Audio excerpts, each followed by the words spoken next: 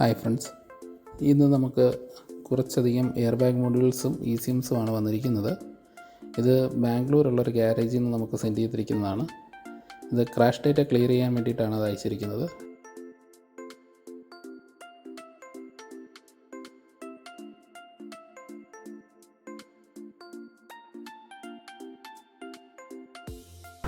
അപ്പോൾ എന്താണ് crash data? Crash data എന്തിനു മാറ്റുന്നു? ഇതാണ് നമ്മളിപ്പോൾ ആദ്യമായിട്ട് അറിയേണ്ട ഒരു കാര്യം. ക്രാഷ് ഡേറ്റ എന്ന് പറഞ്ഞു കഴിഞ്ഞാൽ വണ്ടി ഒരു പ്രാവശ്യം നമ്മുടെ ആക്സിഡൻ്റായി എയർ ബാഗ് ഓപ്പൺ ആവുകയാണെങ്കിൽ വണ്ടിയിൽ എയർ ബാഗ് മൊഡ്യൂളിൽ വണ്ടി ആക്സിഡൻ്റായി എന്നൊരു മെസ്സേജ് പാസ്സായി. ആ മെസ്സേജ് അതിനകത്ത് സ്റ്റോർ ആവുകയും അതിനുശേഷം നമുക്ക് വന്നിട്ട് ഈ മൊഡ്യൂൾ നമുക്ക് റീയൂസ് ചെയ്യാൻ പറ്റില്ല.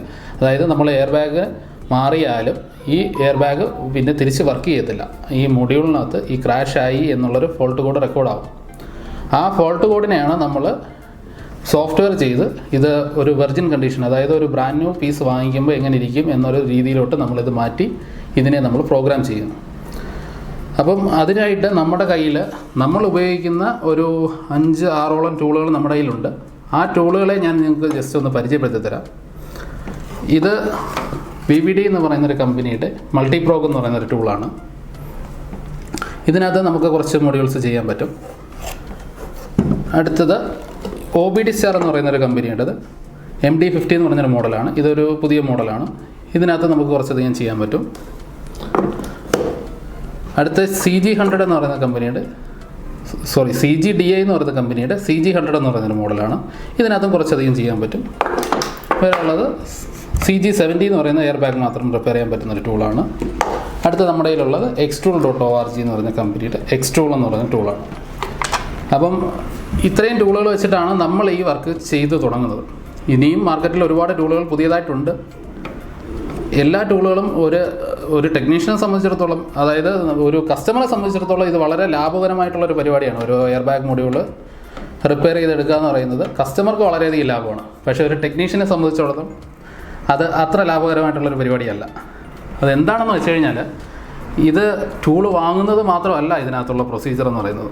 ഇത് ഓരോ വർഷവും നമുക്ക് ഇത് റിന്യൂവൽ എമൗണ്ട് ഉണ്ട്. ഇപ്പോൾ ഈ ഒരു ബ്രാൻഡിനെ നോക്കുകയാണെങ്കിൽ ഇതിന് റിന്യൂവൽ എമൗണ്ട് ഇല്ല. പക്ഷേ ബാക്കി നമ്മൾ ഉപയോഗിക്കുന്ന എല്ലാ ടൂളുകൾക്കും ഈ വർഷാവർഷം നമ്മൾ റീചാർജ് ചെയ്യണം. ഈ ഒരു കമ്പനിയെ നോക്കുകയാണെങ്കിൽ ഇതിൻ്റെ ഒരു വർഷത്തെ റീചാർജ് എന്ന് പറയുന്നത് നമുക്ക് 55,000 രൂപയാണ്. ഈ ഒരു കമ്പനി നോക്കിയാൽ ഏതാണ്ട് 17,000 രൂപ വരും. ഇത് നോക്കിക്കഴിഞ്ഞാൽ ഏതാണ്ട് 24,000 രൂപ ഒരു വർഷത്തെ റീചാർജ് വരുന്നുണ്ട്. ഇതിനുമാകും ഏകദേശം ഒരു 15,000 രൂപയോളം. അപ്പോൾ ഒരു കസ്റ്റമറെ സംബന്ധിച്ചിടത്തോളം ഇത് വളരെ ലാഭമാണ്. പക്ഷെ നമുക്ക് അത്ര ലാഭമുള്ളൊരു പരിപാടിയല്ല. എന്നാൽ നമുക്ക് ഇതില്ലാതെ എല്ലാ കാര്യങ്ങളും ചെയ്യാൻ പറ്റില്ല. കാരണം എന്ന് പറഞ്ഞാൽ ഒരു കമ്പനി കൊടുക്കുന്നൊരു ടൂള് അല്ലെങ്കിൽ മൊഡ്യൂൾസ് അടുത്തൊരു കമ്പനിയിൽ നടക്കില്ല, അടുത്ത കമ്പനിയിൽ നടക്കുന്നത് ഈ കമ്പനിയിൽ നടക്കില്ല. അങ്ങനെ കുറേ കോംപ്ലിക്കേറ്റഡ് ആയിട്ടുള്ള പരിപാടികളുണ്ട് ഇതിനകത്ത്. നമ്മൾ പല പരസ്യങ്ങളും എല്ലാം കാണുമ്പം, അല്ലെങ്കിൽ നമ്മൾ ആഡുകൾ കാണുമ്പോൾ നമുക്ക് നമ്മളുടെ മനസ്സിലോട്ട് വരുന്നൊരു ചിന്ത എന്ന് പറഞ്ഞാൽ നമ്മൾ ഒരേ ഒരു ടൂൾ വാങ്ങി നമുക്ക് എല്ലാ കാര്യങ്ങളും ചെയ്യാം എന്നുള്ളൊരു മനസ്സിലോട്ടൊരു ചിന്ത നമുക്ക് വരും. അതിലൊരു അബോധം എന്നുള്ള രീതിയിലും കൂടെയാണ് ഞാൻ ഈ വീഡിയോ ചെയ്തത്. ഇപ്പം കുറച്ചധികം മൊഡ്യൂൾസ് നമുക്ക് ഈ വന്ന സമയത്ത് തന്നെ ഈ ഒരു കാര്യം പറഞ്ഞ് മനസ്സിലാക്കാമെന്ന് വെച്ചുകൊണ്ടാണ് ഈ ഒരു വീഡിയോ എടുത്തത്. അപ്പം ഈ ഒരു ടൂള് നമ്മൾ വാങ്ങി അതിൽ നമ്മൾ കുറച്ച് വർക്ക് ചെയ്തു. അപ്പോഴത്തേക്കിന് നമ്മുടെ റിന്യൂവൽ ടൈമായി, വീണ്ടും റീചാർജ് ചെയ്യുന്നു.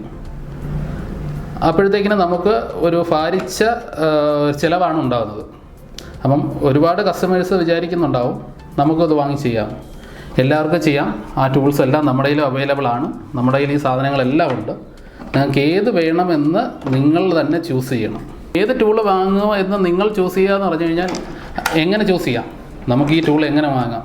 എനിക്ക്, അതായത് ഇപ്പം ഞാനൊരു ടെക്നീഷ്യനാണ്. എനിക്ക് ഏത് ടൂള് വാങ്ങിയാൽ എനിക്ക് മുതലാകും എന്ന് ഞാൻ സ്വയം മനസ്സിലാക്കണം.